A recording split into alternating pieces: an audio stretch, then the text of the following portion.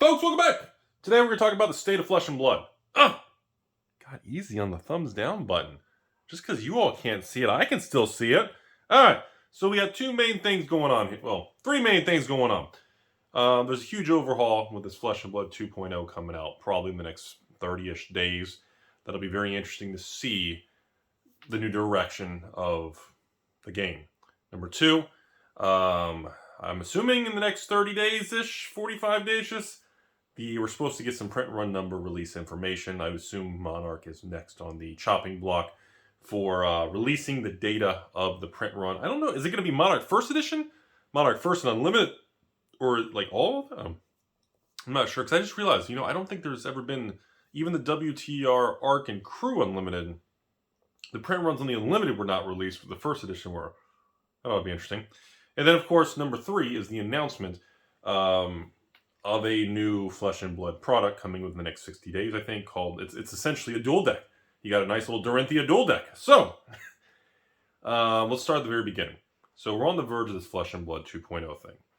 Player base is the largest it's ever been. Most amount of people who actually like playing the game, building decks, and kind of following the whole organized play thing around the world, not just in the US, is doing very, very well.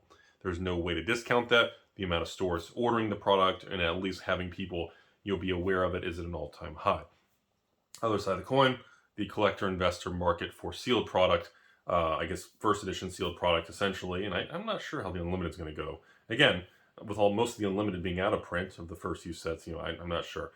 Obviously, the collector-investor side of the market continues to be very, very rough, and there seems to be no signs of any corner being shifted. So I do know a lot of people, a lot of patrons have messaged me waiting to see what happens with the release of Monarch print run information. Some people claim that's going to be a make or break moment for Flesh and Blood. Other people believe that doesn't really matter either way because the market's already made up its mind about the product, how to value it, what's the future value of Monarch, the sealed product, the cold foils in the set. And the market's already kind of decided, and that may or may not matter whether the print run is high or low. So I'm going to give you my personal information, at least my opinion. I don't have any evidence, but looking at the first few sets of Flesh and Blood, WTR and ARC had around that 16,000, 17,000 booster boxes. Crew was just over doubled to around that 36,000, 37,000 booster boxes of Crucible First Edition were printed and thrown around the, I guess mostly the US? I guess around the world, but mostly the US. Going from Crew to Monarch, if you all remember, we had a large gap. I think of like 6 to 9 months before we had another set release. Monarch finally came to market. At that point in time, remember, Crew was when the whole game exploded and tons of money was pouring into Flesh and Blood and everything was going wild. So 6 to 9 months later, when Monarch finally hit, I'm going to assume if Crew was 37,000 approximate boxes, I'm going to go 3 to 4 times the print run of Crew would be Monarch. So that would put Monarch's print run, in my opinion, between 100,000 and 140,000. Now, what I believe is going to happen pretty soon, if those numbers come out, and the print run of Monarch is very high, even 140 or higher, 200, and people are telling me, Rudy, I think Monarch First Edition is 200,000, 300,000, 400. I'm hearing crazy. If it turns out that the company made the print run too high and they scaled it too much, similar to what Magic did after the ABU and then revised skyrocketed, and then the print runs for Fallen Empires and Homelands and all this stuff was skyrocketed, it crushed it under the weight of the supply. If it turns out that the company made the decision to increase print runs so high that the market is shocked, I believe that's essentially going to be the end of many collectors, investors. I think you will see a tremendous downtick across the board and a lot of negativity just flare around the marketplace. That's what I think is going to happen. That's my mental visualization of how I think people are going to react. Right now, a lot of the people who are in the beginning of Flesh and Blood with collecting and investing are kind of on the sidelines. They're still, they may play the game, building decks and all, that's fine. But as far as the amount of money in the business side of the CCG is not exactly in the position that it was 1 to 2 years ago. As of the filming of this video, the beginning of March of 2022. I do not see any catalyst in place to make those individuals feel confident on putting money back into the game when it comes to cold foils or sealed product as a whole. This is very different than the other card games, the Pokemons and Magic, even the newer ones like the MetaZoo, even the Force of Wills and Weiss and Final Fantasies and Dragon. This is a very weird scenario because of the success of Flesh and Blood was so powerful at the beginning, but then the reaction of the company on the print run increase and adjustments, we don't know. The market's we're going to know. I mean, when that information comes out, the market's either going to throw a tantrum or the market's going to be excited, and you could see strengthening. Now, again, if the number comes out and it comes out to be 3 times Cruise print run, so we come out around 100K for Monarch First Edition boxes were produced and put around the US and the world, I think that's going to be that could install a very strong floor into the market, and we could actually see a behavioral shift across the board from a lot of people who are really wanting to know. Because here it is, just like Wall Street, when you don't have confirmed information, it's like an earnings report. When a company reports guidance or earnings that are below what the market's range is, the stock tanks. It tanks. If it comes in better than expected, it reprices the stock higher. If it comes in a certain range that's deemed that makes sense, they seem to know what they're doing, you won't really see much movement at all. So I think right now that's what we're seeing. I know many people are going to say, well, Rudy, look, the game's doing well. The players are doing well. Do you really need all these collectors, manipulators, and stores and people that didn't run the sales or hoarded all the product and said Monarch was sold out and they didn't offer it for sale? I understand that it was a very turbulent, a lot of manipulation took place, and the pricing, and it turns out, distributors and stores and partners in Flesh and Blood didn't actually run the sales. They didn't actually offer it to their customer base like they were supposed to. I remember that because I remember after I sold all mine, as you all know, for many months, I was buying Monarch back for $200 a box many months ago. Obviously, I've lost a substantial position and a lot of profit I made originally, and a lot of the money, obviously, because now I've lost about 30% of the money just from buying it back, and the prices keep dropping. So there was a lot of things that took place that weren't really that great with the Monarch story. But now on the backs of all these big changes coming, it's going to be very important. And I stand by my comments to patrons and you all in other videos and box openings that I don't think Flesh and Blood and LSS is happy with the first edition unlimited print model. I don't think they're happy competing with themselves on 2 of their own products fight. I don't think they like that concept. They're not happy with the way the distribution chain is treating their product, and I believe that they want out. Obviously, I respectfully disagree. I like what they invented. I like the creation that the company made. I like the concept of first edition and then everything else, just coming for regular. I like that concept, but I believe that they believe it doesn't work and they're over it. That's what I think. That's their perspective. I believe if you had tweaked and adjusted some things, I think it was fine, but I think they're over it and they're going to create a new system similar to Magic, where there's just a set comes out and it comes to market. If it starts to go up too quick or if there's not enough, they'll issue a second wave. If not, they leave it as it is. If it does real well, they'll do a second wave. If it keeps going up and demand's through the roof, they'll do a third wave, just like Magic.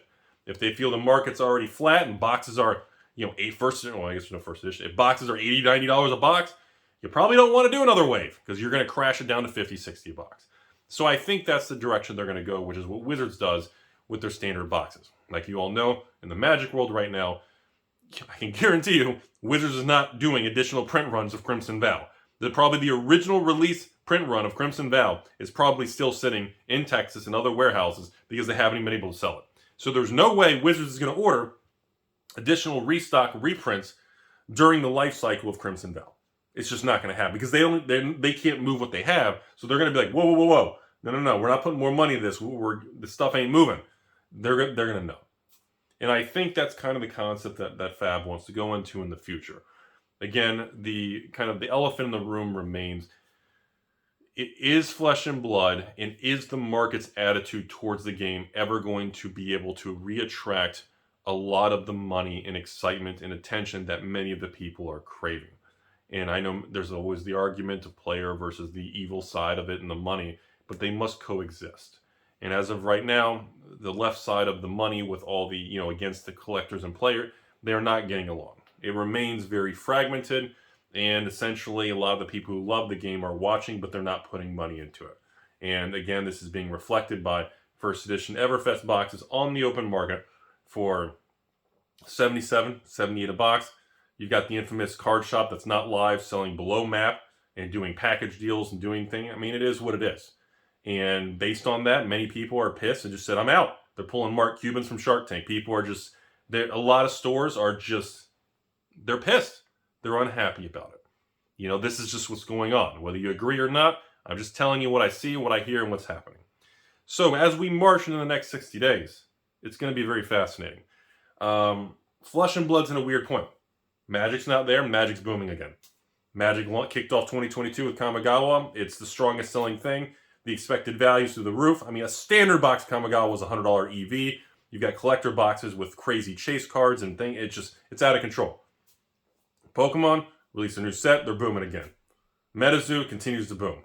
Okay, Weiss is doing very well. Force of Will still existing, doing its thing. I mean, all these card games, I know I don't mention Yu-Gi-Oh! Yu-Gi-Oh! Continues to release products and do very well. It is what it is. This is just what's going on. So Flesh and Blood's in a weird spot. I really do think the company and James and all of them they're really trying to self-correct and adjust so they can really prepare for their Fab 2.0 with a different model and a more larger scale success. I think that is their direction. I know organized play, the upcoming first main Pro Tour event ever done with Flesh and Blood is coming up in a few months. There's a lot of things like that they're very focused on. And I think they'll be very successful. I really do. But I still have a lot of concerns about the stores, and the people with a lot more capital are just staying away.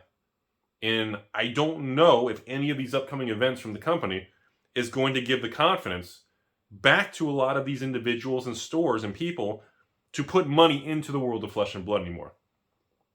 How are they going to handle cold foils with only one version of the box?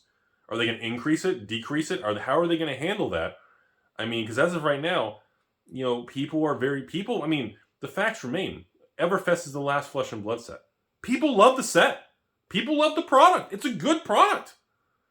The extended arts, the variants, all these things. They continue to drift lower in price because the supply of the product is very high. And, there's a lot of side deals going on between stores and distributors that, they're still buying first edition cases of Everfest. Below market, shifting around, stores want out. And, there's a lot of that anxiety where, we went from Crucible to Monarch. Everybody begged for product. Okay? And they wanted to hold on to it. They want to sell some, maybe sell singles. It created a huge ecosystem. Now, what I see is a Flesh and Blood first edition product comes out, and stores are acting, I don't want to say like it's a toxic asset, but it's like hot potato. They get their allocation, they get their wave, and they sell it. They get rid of it as quick as possible. So the problem of hoarding first edition boxes or hoarding sealed product from stores, that's over with. They're not doing it. If a store is told they're getting 60 boxes of Everfest, they literally want out. They literally tell employees, put it on a TCG player. And that's what we're seeing. And you're seeing all this product just being pushed and get rid of. And unfortunately, on the other side of the coin, when you don't have people with collectors, investor side who want to hold the product or believe in the value long term or believe it's underpriced, well, they don't bid. And if there's no bids, you have that tilt. And the weight of supply continues to just drip lower. And that's where Everfest is. I really like the product.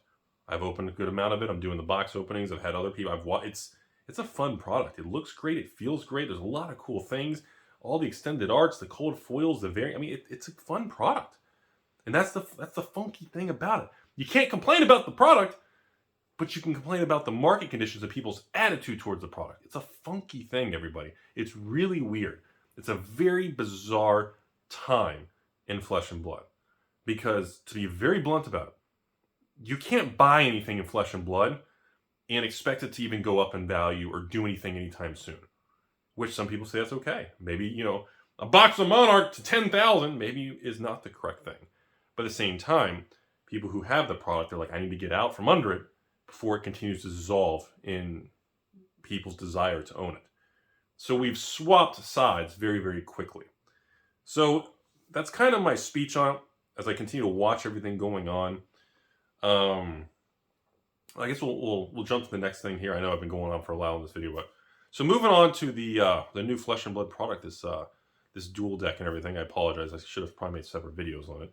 So this new Flesh and Blood product coming out. So we got a Flesh and Blood dual deck. Thing that caught me off guard immediately was the dual deck's MSRP was $50. That was a little higher than I thought it'd be, but then again, it looks like there's cold foils. You get all kinds of neat things in it. Are there mentors again or full art? There's probably going to be all kinds of spicy stuff in it. Now, with that being said, obviously the supply, the attitude towards it is going to be very interesting to see how the market accepts a first dual deck style thing. I think it's a good choice. I like the idea of a supplemental product between releases, and hopefully, you know, they're very well balanced. And hopefully that the decks are very fun out of the package and desirable with actual cards of value, and they're fun to play against each other. You got to kind of walk that tightrope. So, yeah, that's where we're at with that. I think the supplemental products in between is definitely a really good choice. And swing back to the last part of this conversation too, is back to the Monarch print run thing. Like I said, I don't know if they're going to release just first edition Monarch print run or first and unlimited. There's always some people believe the unlimited version printing was so high. There was just a bazillion pallets of it, and it's just, you know, other people say no, they cut back. Other people say that, well, we don't need unlimited print run. There's a lot of back and forth on this stuff, but that's I think it's really just going to set the tone. I think this Fab 2.0 announcement, and I think a Monarch print run release information in the coming weeks.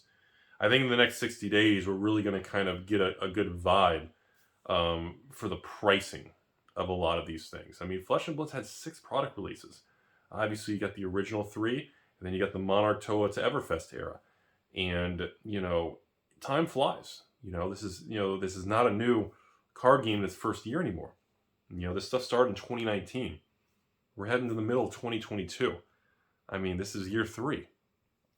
I mean, yeah, that's really how quick it is. And similar to other card games with growing pains and, you know, victims of their own success, the markets can turn on you very, very quickly. And I want to end the video on this. It's been a really long time since somebody's made any comments or negativity about the price and how expensive Flesh and Blood is. And I don't think I've seen anybody complain about the supply or getting first edition. I don't think I've seen that in almost a year now. And on top of that, I don't really see anybody complaining about the prices of Flesh and Blood anymore. And I don't know if that's a good or a bad thing. You know, it's a funky thing.